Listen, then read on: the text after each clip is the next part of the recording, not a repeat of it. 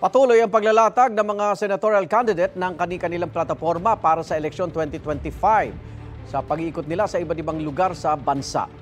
May unang balita si Ian Cruz. Tamang paggamit ng pondo ang binigyang diin ni Senador Francis Tolentino sa Cavite.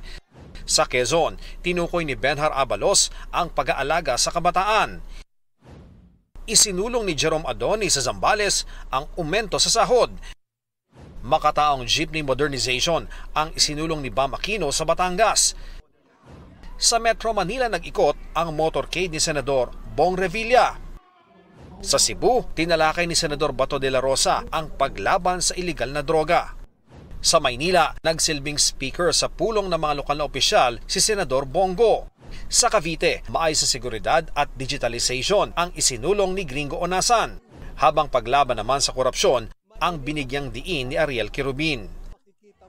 Issue sa minimum wage ang binigyang tuon ni Senadora Amy Marcos. Patuloy naming sinusundan ang kampanya ng mga tumatakbong senador sa eleksyon 2025. Ito ang unang balita. Ian Cruz para sa GMA Integrated News. Igan, mauna ka sa mga balita, mag-subscribe na sa GMA Integrated News sa YouTube para sa iba't ibang ulat sa ating bansa.